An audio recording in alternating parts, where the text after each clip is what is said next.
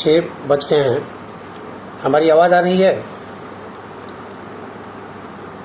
यदि हमारी आवाज़ आ रही है तो हम प्रारंभ करें।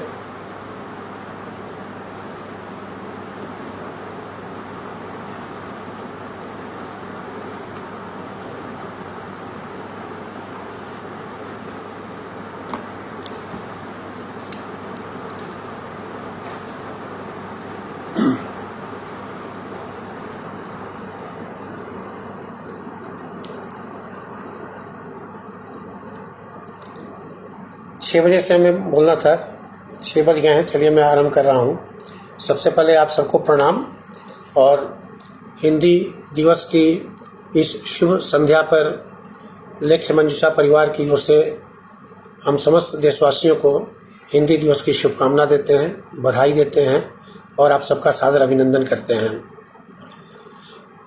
इस बातचीत को आरंभ करने के पहले सबसे पहले हम लेख्य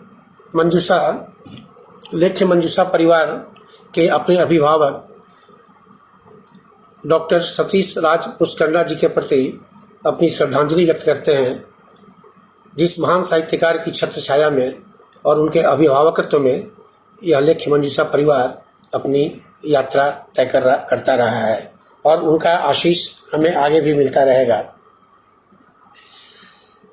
इस व्याख्यान में हम आपके समक्ष आज हिंदी दिवस के अवसर पर कुछ ऐसी चीज़ों को लेकर आए हैं जिसका संबंध हमारी अस्मिता से है, हमारी संस्कृति से है।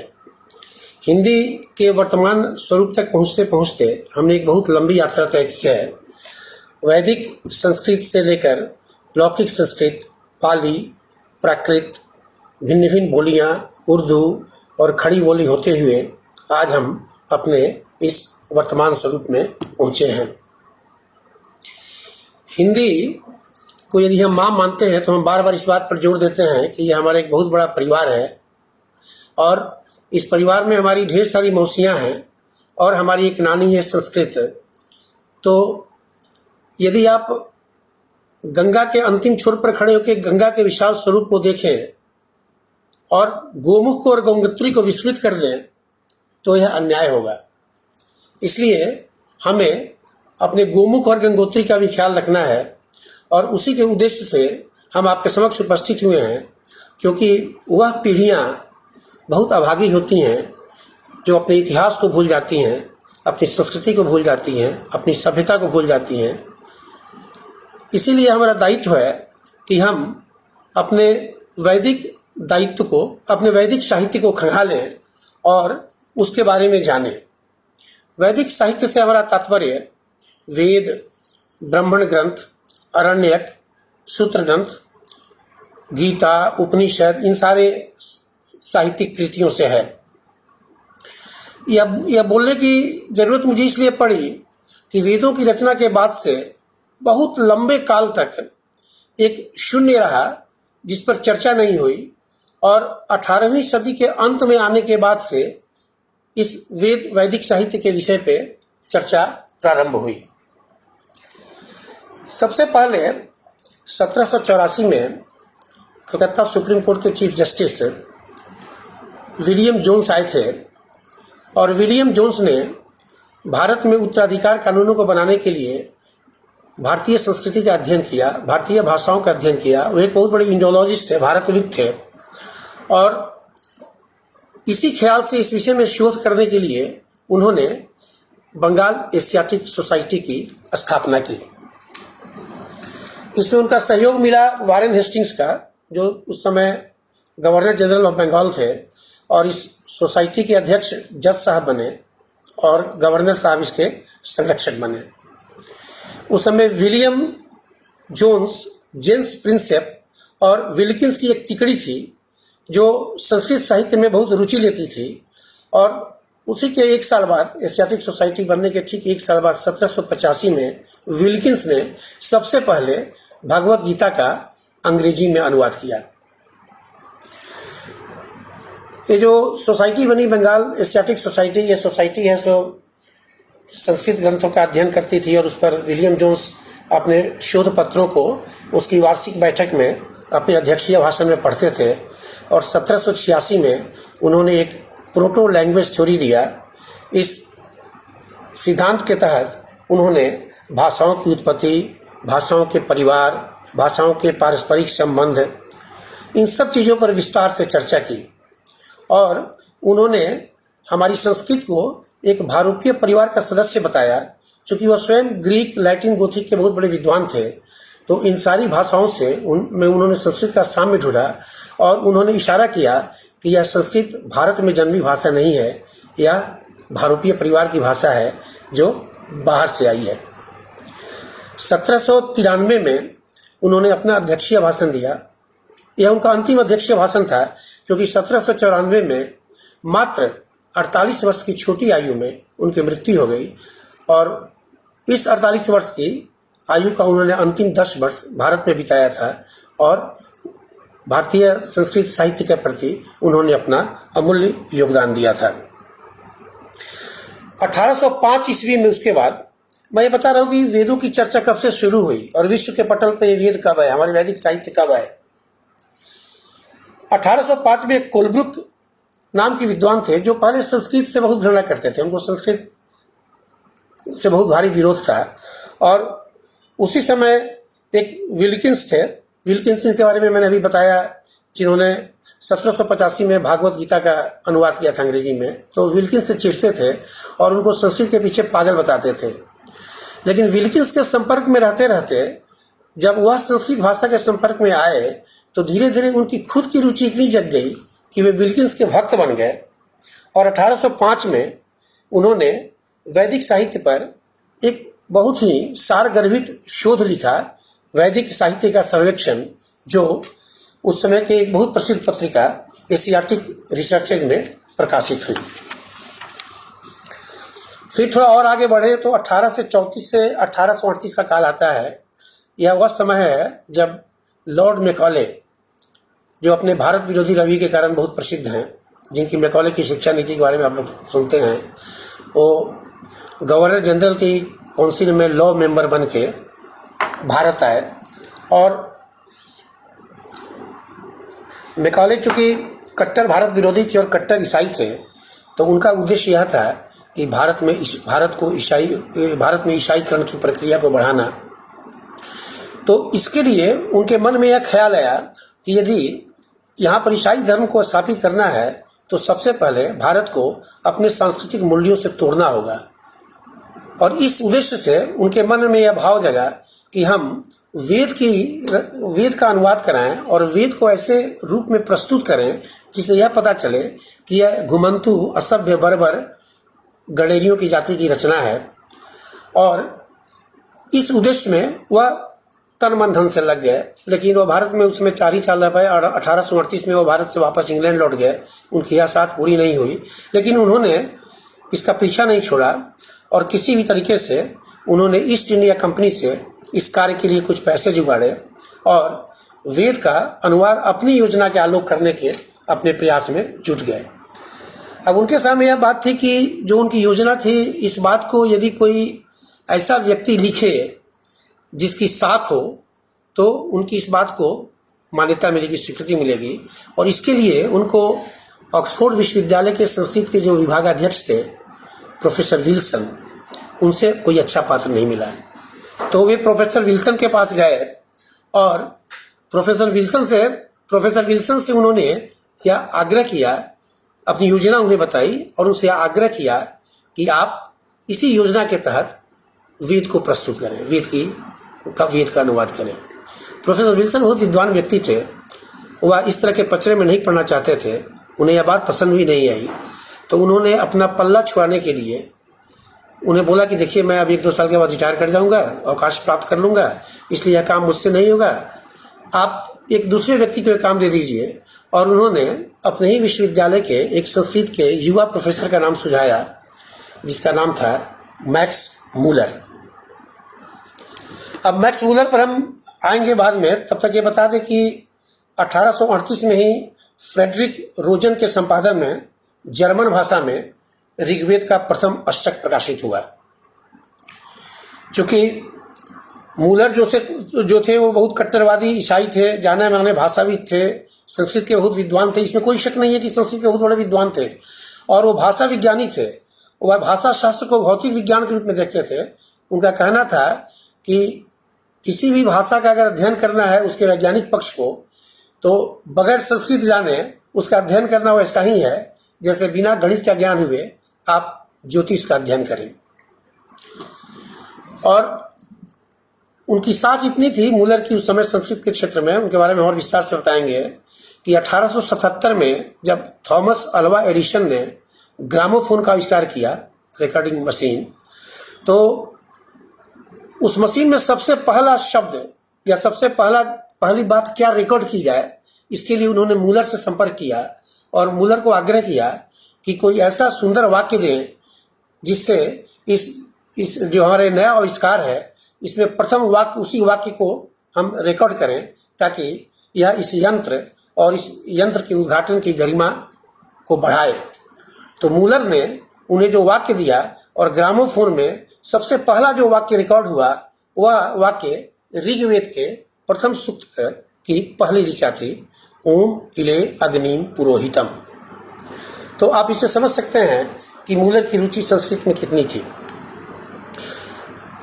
1845 में मूलर और अधिक जानने के लिए उस समय के सबसे प्रकांड विद्वान जो वेदों के ज्ञाता थे पेरिस में यूजीन बर्नूफ के पास पहुंचे और यूजीन बर्नूफ के अंदर यूजीन बर्नूफ से उन्होंने वेदों के बारे में दीक्षा ली।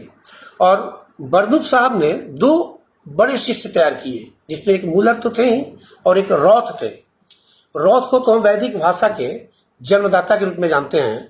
उन्होंने 1846 में एक बहुत ही छोटी किंतु बहुत अत्यंत महत्वपूर्ण पुस्तक जर्मन में लिखी, ज्यूर लिटरेचर एंड जेसिस्ट दिस वेदा, अर्थात वेद का साहित्य तथा इतिहास।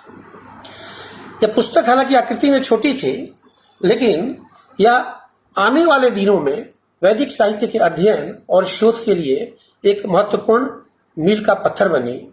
और बर्नूफ ने मूलर को सलाह दी कि आप ऋग्वेद पे काम कीजिए, इसका संपादन कीजिए। उन्हीं की सलाह पर, अपने गुरु बर्नूफ की सलाह पे मूलर 1846 में वापस इंग्लैंड लौट गए और ऋग्वेद के अध्ययन में जुट गए, उसके संपादन कार्य में भी लगे और ऑक्सफोर्ड प्रेस में 1848 में इसके मुद्रण की भी तैयारी शुरू हो गई। विल्सन ने 1850 में साइंस के भाष्य के आधार पर उसी समय इसका अंग्रेजी अनुवाद भी किया और 1852 में एक जर्मन शोध पत्रिका थी इंदिशे स्टूडियन, उसमें डॉक्टर वेबर के लेख छपे जिसमें भारतीय साहित्य के इतिहास के भिन्न भिन्न पक्षों पर चर्चा हुई और उसमें वैदिक साहित्य की चर्चा पर मुख्य जोर दिया गया। मूलर बर्नूफ की सलाह पर इंग्लैंड पहुंच चुके थे। ऋग्वेद में उनका अध्ययन जारी था, शोध कार्य जारी था। इसी बीच में जो मैंने पहले वाली आपको घटना सुनाई कि संस्कृत के विभागाध्यक्ष ऑक्सफोर्ड विश्वविद्यालय विल्सन की सलाह पे मैकॉले ने मूलर को पकड़ लिया और उन्होंने मूलर से अपनी सारी योजना समझाई और दोनों में बहुत इस बात पर जमी कि दोनों कट्टर ईसाई थे और मूलर को मैकॉले की बात बहुत रास आई। मूलर भी यही चीज चाहते थे अंदर से, क्योंकि वह भी स्वयं कट्टर ईसाई थे। तो इस चीज की चर्चा या कोई बात करने की बात नहीं है, इसकी चर्चा खुद मूलर ने अपनी ही पुस्तक लॉन्ग शाइने जो 1898 में प्रकाशित हुई उसमें की। और इससे भी ज्यादा विशद चर्चा मूलर की पत्नी जॉर्जिना मूलर ने, उनके पति ने उस दौरान जितने पत्र लिखे थे अपनी पत्नी को और अपनी योजना का जो खुलासा किया था, वो सारे जो अप्रकाशित पत्र थे उन पत्रों को उन्होंने 1902 में प्रकाशित किया। और यदि वो पत्र प्रकाशित न होते तो मूलर की यह कुटिलता उन पत्रों में ही छिपी रह जाती, दुनिया के सामने नहीं आती। तो कहने का अर्थ है कि मूलर भाड़े के लेखक बने, भाड़े के अनुवादक। और मैकॉले की प्रतिबद्धता को आप इसी बात से समझ सकते हैं कि इसके लिए जो किराया दिया गया मूलर को, उस जमाने में वह किराया था 1 पेज का 4 पाउंड। और एक पेज का 4 पाउंड किस जमाने की बात है, जिस जमाने में ऑक्सफोर्ड विश्वविद्यालय के पुरुष प्रोफेसरों की तनख्वाह 1 साल की 90 पाउंड थी और महिला प्रोफेसरों की तनख्वाह 60 पाउंड थी। तो इससे आप अंदाज़ा लगा सकते हैं कि कितना अधिक पैसा मूलर को इस काम के लिए मिला। और मूलर की आर्थिक स्थिति बहुत अच्छी नहीं थी। और एक फायदा ये भी है कि चूंकि मूलर जर्मन था तो ऑक्सफोर्ड विश्वविद्यालय में उससे पहले यूरोपीय भाषा का प्रोफेसर बनाया गया था। वो चाहता था संस्कृत का प्रोफेसर बनना, हालांकि बाद में संस्कृत का प्रोफेसर बना। तो एक तो मूलर के जो पैसे की कमी थी वो यहाँ पूरी हो रही थी, और दूसरी मैक्स मूलर की जो अपनी रुचि थी संस्कृत साहित्य में, उस रुचि को भी वह यहाँ पूरा होते हुए देख रहा था। तो मूलर ने क्या किया कि विलियम जोन्स के प्रोटो लैंग्वेज थ्योरी के आलोक में उसने अपना एक सिद्धांत प्रतिपादित किया जिसको बोलते हैं आर्य आक्रमण सिद्धांत। यह बहुत महत्वपूर्ण बात मैं बोल रहा हूँ, इसको आप जरा ध्यान से इस पे दीजिए, क्योंकि यह बहुत ही, मैं आज हिंदी दिवस के दिन इस बात पर मैं अपना गहरा अफसोस व्यक्त करता हूँ, भरसक मैं शर्मिंदगी व्यक्त करता हूँ कि यह सिद्धांत आज भी भारत के सभी विद्यालयों की पाठ्य पुस्तक में यही पढ़ाया जाता है, इतिहास में। जब हम आगे चर्चा करेंगे तो आप इसे थोड़ा और विस्तार से जानेंगे। मूलर ने इस सिद्धांत के प्रतिपादन के पहले जो अपना मुख्य आधार चुना, वह आधार क्या था कि बाइबिल में इस सृष्टि की रचना का काल 4000 BC बताया गया है, BCE, बिफोर कॉमन एरा। पहले इसको बिफोर क्राइस्ट बोलते थे, अब इसको हम बिफोर कॉमन एरा बोलते हैं। तो वह किसी भी कीमत में ऋग्वेद की रचना के काल को इस बाइबिल में प्रतिपादित सृष्टि काल 4000 BCE से पहले नहीं ले जाना चाहता था। तो इस आधार पर उसने जो काल के वर्गीकरण का अपना जो सूत्र चुना, तो उसने सबसे पहले और सबसे नवीनतम ग्रंथ वैदिक ग्रंथ में जो सूत्र ग्रंथ थे उनके काल को वह वैदिक साहित्य के, वह बौद्ध साहित्य के काल अर्थात 600 BC तक लाया। और सबसे पुराना उसने ऋग्वेद को चुना, और इसके बीच में सूत्र ग्रंथ, उसके पहले अरण्यक, उसके पहले ब्राह्मण ग्रंथ और उसके पहले वेद अर्थात ऋग्वेद जो सबसे पुराना है। इनकी रचनाओं में उसने 200 वर्षों का अंतर रखा, और इस आधार पर सूत्र ग्रंथ की रचना उसने 600 BC, अरण्यक ग्रंथ की रचना 800 BC, ब्राह्मण ग्रंथ की रचना 1000 BCE और ऋग्वेद की रचना 1200 BC उसने बताया। उसने ऋग्वेद की एक पंक्ति चुनी, जो पंक्ति है कृण्वतो विश्वम आर्यम, अर्थात समस्त विश्व को आर्य बनाओ। और उसने यहाँ आर्य को एक प्रजाति के रूप में चित्रित किया, मूलर ने एक रेस के रूप में चित्रित किया। हालांकि आप जान लें कि बाद में बताऊंगा कि वैज्ञानिक जैसे जैसे प्रगतियां हुई तो विज्ञान ने सिरे से रेस के कंसेप्ट को खारिज कर दिया, और बाद में संयुक्त राष्ट्र संघ ने भी इस रेस शब्द को अपनी शब्दावली से निकाल दिया।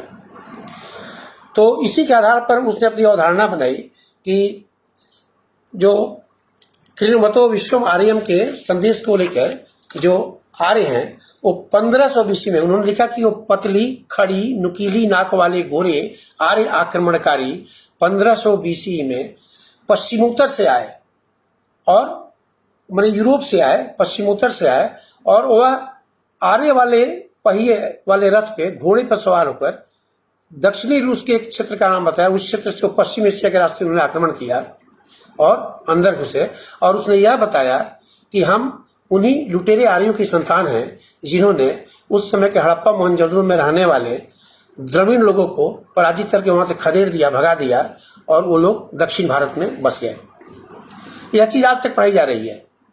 तो प्रश्न उठता है कि जो पहली बात उसने कही कि जब वो पहिए वाली रथ पे सवार होकर उधर से आए तो उसने हिंदू कुश को कैसे पार किया उस पहाड़ को, इसकी कोई वो व्याख्या नहीं दे पाया।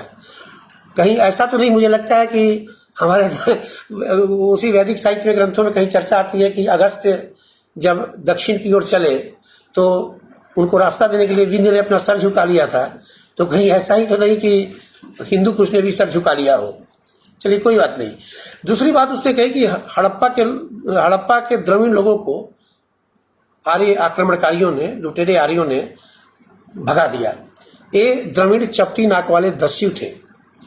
मैंने स्वयं द्रविड़ शब्द को खोजा ऋग्वेद में, और मुझे 2 जगह द्रविड़ का उल्लेख मिला।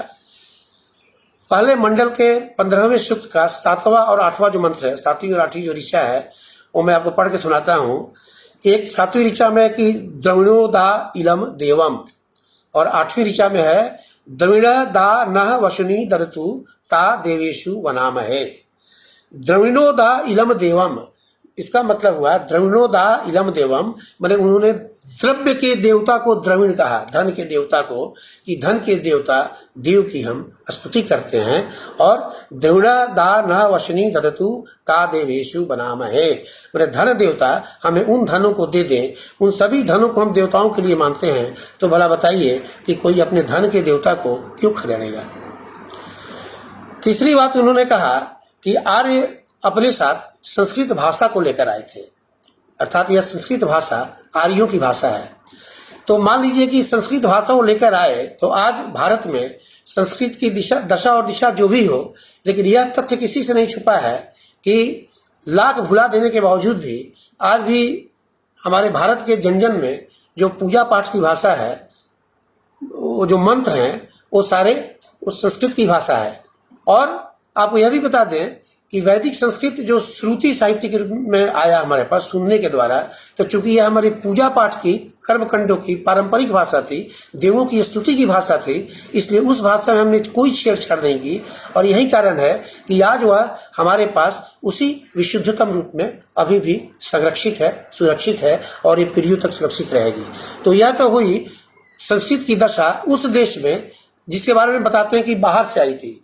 अब मैं पूछता हूं कि जिस देश से वो संस्कृत को लेकर आए थे, उस देश में उन्होंने संस्कृत की आज क्या दशा है, इसके बारे में उन्होंने कोई वर्णन नहीं किया।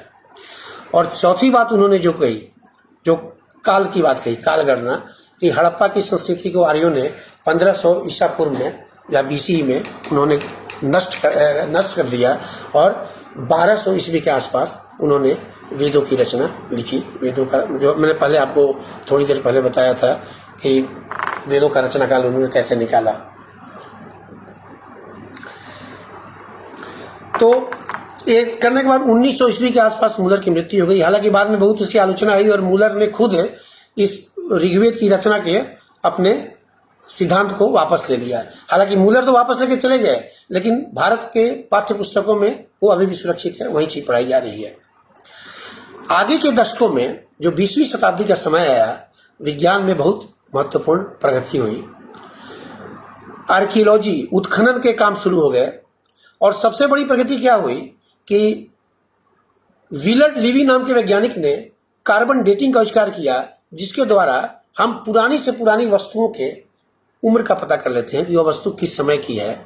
और उत्खनन का विज्ञान और यह कार्बन डेटिंग का विज्ञान, इन दोनों विज्ञान के आधार पर जब हम आगे बढ़े, तो मूलर के इस पूरे कपोल कल्पित सिद्धांत की कली खुल गई। अब हम थोड़ा उत्खनन पर प्रकाश डालें कि यह 700 ईस्वी के आसपास जो पाकिस्तान है आज, पाकिस्तान का जो पंजाब प्रांत है, वहाँ पे लोगों ने ईंट बनाने के लिए मिट्टी की खुदाई की। और जो मिट्टी की खुदाई की है, तो मिट्टी की खुदाई में साबुत ईंट मिले। ये बड़े आश्चर्य की बात थी। लोगों ने इसको ईश्वर का चमत्कार माना, लेकिन यह वह काल था जब हमारे देश में शोध की परंपरा धीरे धीरे लुप्त होती जा रही थी। इस पर कोई काम नहीं हुआ कि वो ईंट कहाँ से आई, इस पर कोई खोज नहीं हुई।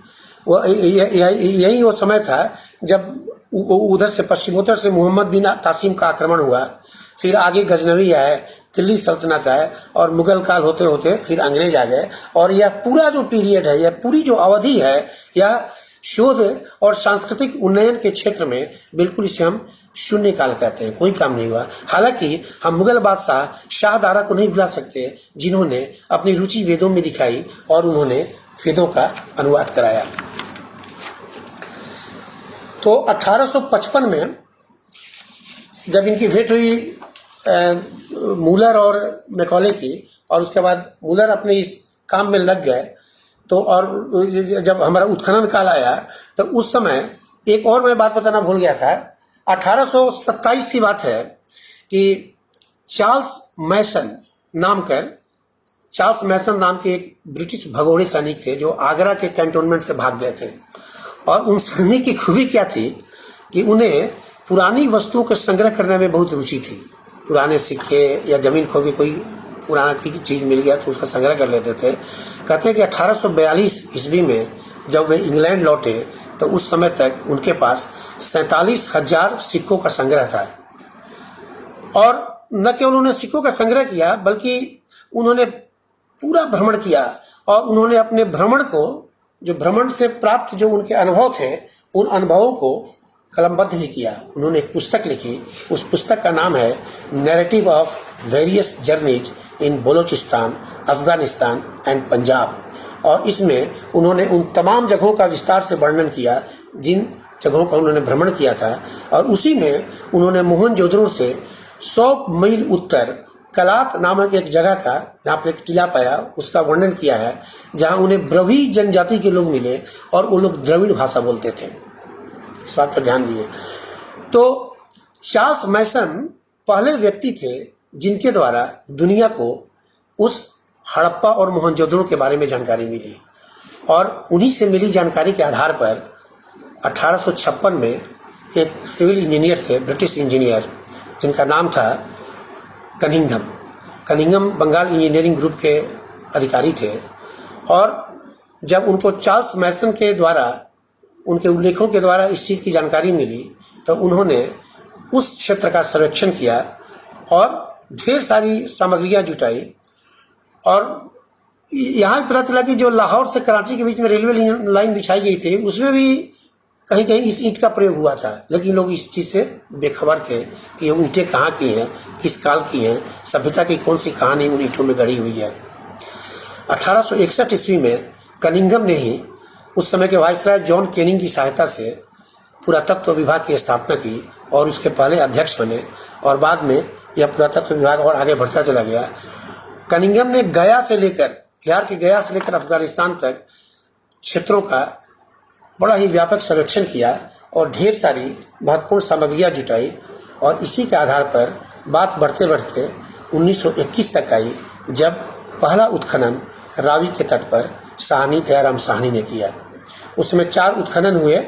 उस उत्खनन में सिंधु के एक दयाराम साहनी ने, रखालदास बनर्जी ने, स्टीन ने और गोपाल मजुमदार ने क्रमशः 1921, 1922, 1927 और 1931 में उत्खनन किए। और उस उत्खनन के बाद से समझिए कि हमें अपनी पुरानी सभ्यताओं के जानने के क्षेत्र में एक क्रांति सी आ गई।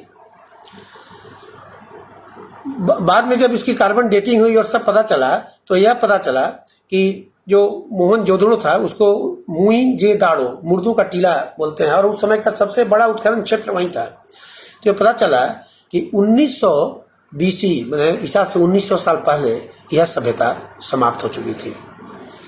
अब जब 1900 साल पहले यह समाप्त हो चुकी थी तो उसके 400 साल बाद, इसे समाप्त होने के 400 साल बाद 1500 ईस्वी में, ईसा पूर्व में, BC में, लुटेरे आर्यों ने किसको लूटा, किसको पराजित किया, किसको भगाया, जब वो सभ्यता ही नहीं थी। तो इसके बाद क्या हुआ कि एक फिर लंबा गैप आ गया। आप ध्यान दीजिए कि जितने भी उत्खनन हुए या केवल पाकिस्तान के क्षेत्र में हुए, उसी जगह हुए जो अभी पाकिस्तान के कब्जे में है। और चूंकि सिंधु के किनारे मुइंजेदाड़ो जो मैंने बताया वो सबसे बड़ा क्षेत्र था, इसलिए इसको सिंधु घाटी की सभ्यता के नाम से जाना गया। 1947 में देश हमारा आज़ाद हुआ और उस समय बहुत बड़े पुरातत्वविद थे अमलानंद घोष।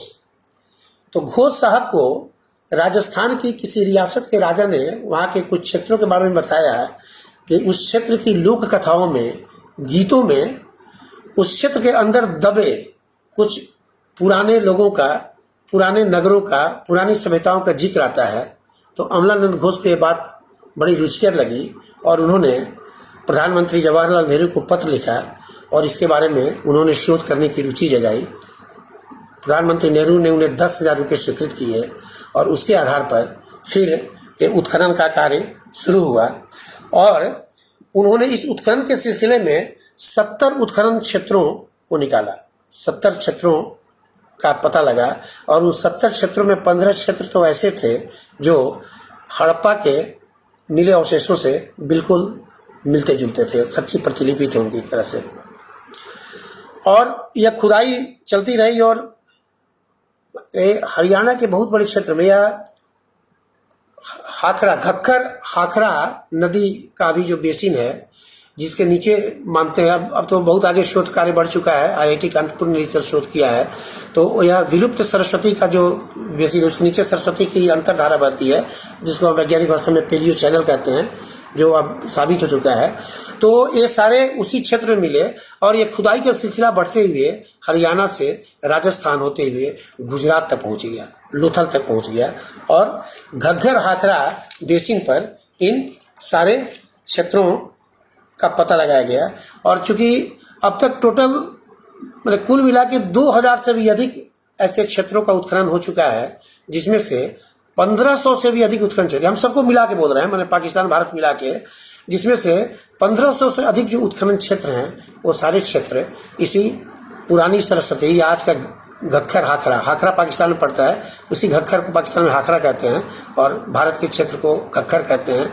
इस नदी के बेसिन, जिसको पुराना सरस्वती नदी मानते हैं, जिसके अंदर वो अभी पेलियो चैनल पता चल रहा है। विज्ञान आपको ये पता लगा देगा कि वो नदी बह रही है, उस नदी का नाम क्या है विज्ञान पता नहीं लगाता है, तो ये पता चल गया है। और ये हम पता कैसे लगाते हैं, तो चूंकि वेदों में सरस्वती की चर्चा है, इसलिए हम मानते हैं कि यह जो नदी है जिसके किनारे सभ्यताएं बसी थी और जहाँ ये सब रचनाएं गढ़े गए, ये साहित्य रचे गए, वह सरस्वती नदी थी। इसलिए घग्गर हाखरा चैनल को आज हम सरस्वती के रूप में जानते हैं।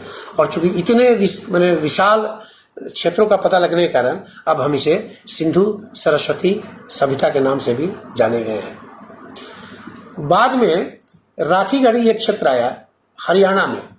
राखी गढ़ी के क्षेत्र में जब खुदाई हुई तो वहाँ पे विज्ञान के आधुनिकतम तरीकों का, जो विज्ञान के सबसे आधुनिकतम तरीके हैं, उसका प्रयोग किया गया। और उसकी खुदाई का क्षेत्रफल भी 550 हेक्टेयर है, जो कि उस समय तक जो सबसे बड़ा क्षेत्र मोहनजोदड़ो था उसका करीब दुगुना है क्षेत्रफल में। और यह जो उत्खनन था राखी गढ़ी का, यह उत्खनन और उस पर किया गया शोध यह निरा इतिहासकारों की कथावाचन शैली पर आधारित नहीं था, बल्कि इसके कार्यान्वयन, इसकी मिली सामग्रियों के वर्गीकरण और उसके विश्लेषण में आधुनिक विज्ञान के समस्त तत्वों का समावेश किया गया। इसमें सर्वेइंग की अत्याधुनिक तकनीक जो है GPR, ग्राउंड पेनिट्रेशन रडार प्रणाली का प्रयोग किया गया। भौगोलिक आंकड़े, भूगर्भीय और भूभौतिक सर्वेक्षण के अर्वाचीनतम तकनीक, सैटेलाइट से लिए गए चित्र, भूगर्भीय परीक्षण से जमीन के अंदर जल की धारा का अध्ययन, नदियों का इतिहास, जल विज्ञान, जीवाश्मों का वैज्ञानिक विश्लेषण, जो नर कंकाल मिले उसकी एंथ्रोपोलॉजिकल स्टडी, और दुनिया के अन्य क्षेत्रों में जो नर कंकाल मिले उन सारों से इनका तुलनात्मक अध्ययन, ये सारा चीज इसमें किया गया।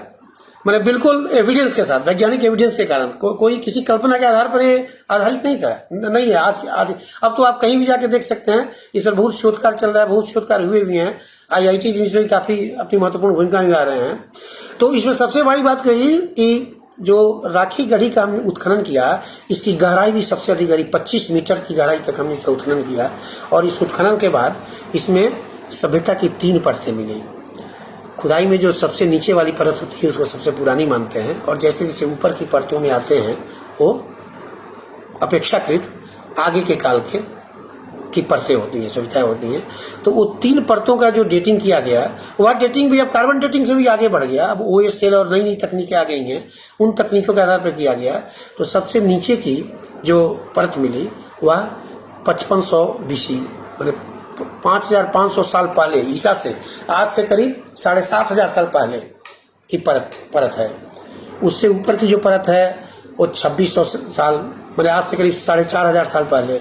और उससे ऊपर की परत है जो अंतिम परत, वो 1900 साल पहले, मतलब तकरीबन मान लीजिए कि आज से 4000 साल पहले की वो परतें हैं। और जो नर कंकाल मिले, उन कंकालों का अध्ययन करने के बाद आज उस क्षेत्र में जो लोग रहते हैं, उस क्षेत्र के लोगों से उस कंकाल का जो साम्य मिलाया गया, तो यह पाया गया कि कोई दोनों में अंतर नहीं है। आज भी उस क्षेत्र में जो लोग हैं, उन क्षेत्रों का जो स्ट्रक्चर है, जो बनावट है, वह बनावट उस बनावट से बहुत मिलती है। बरसक जो जेनेटिक प्रोफाइल तैयार किया गया उसमें 75% दोनों में समानता मिली।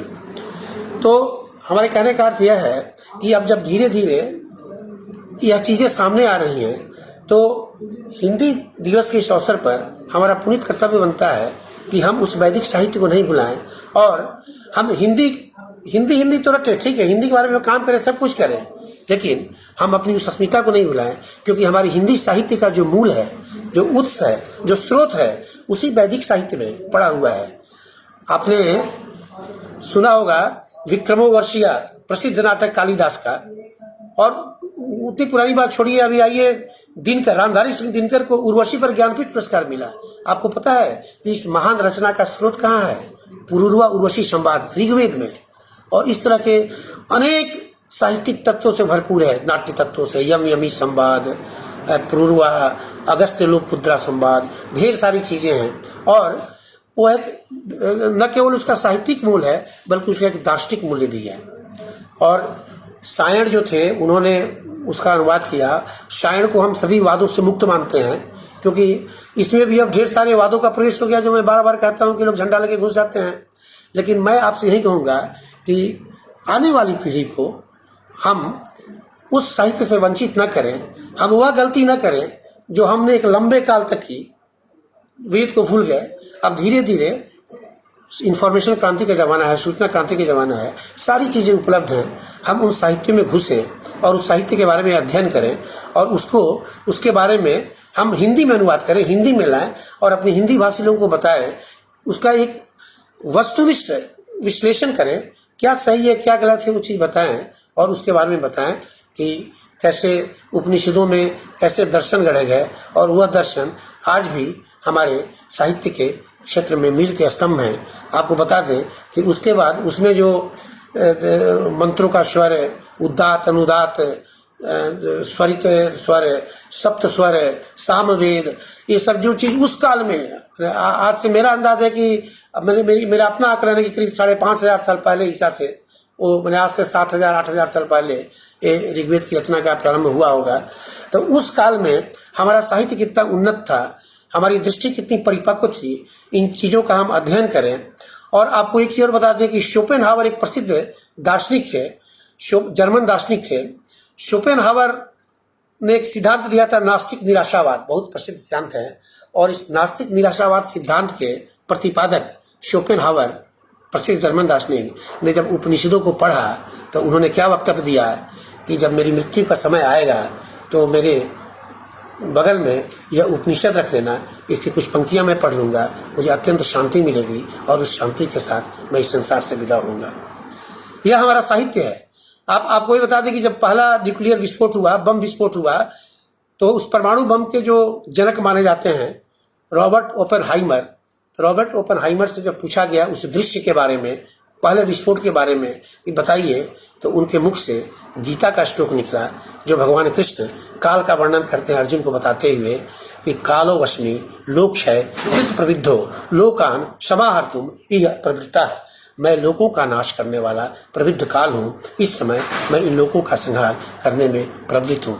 मैं बहुत विस्तार में नहीं जाऊँगा, मैं केवल इस छोटे समय में मैं केवल यही आपसे आग्रह कर रहा हूँ कि इस हिंदी दिवस के पुनीत अवसर पर हम अपनी हिंदी को और धनी बनाएं और इसमें नए नए तत्वों को जोड़ें और वैदिक साहित्य में हम घुसें और वैदिक साहित्य से का अध्ययन कर उस साहित्य को हम अपनी नई पीढ़ी के सामने लाएं और उसमें नई खोज करें, उसमें जो तत्व हैं उन तत्वों का अन्वेषण करें और हम फिर आगे, हमें नहीं लगता है कि वैदिक साहित्य के बाद उसके समानांतर कोई नए छंद रचे गए हों, जो वो सारे छंद आपको वैदिक साहित्य में मिलेंगे। इसलिए हम आगे बढ़ें और हम आप सबको फिर से धन्यवाद देते हैं कि आपने हमें सुना, प्रणाम करते हैं और इस हिंदी दिवस के अवसर पर आप सबको हिंदी दिवस की शुभकामनाएं देते हैं।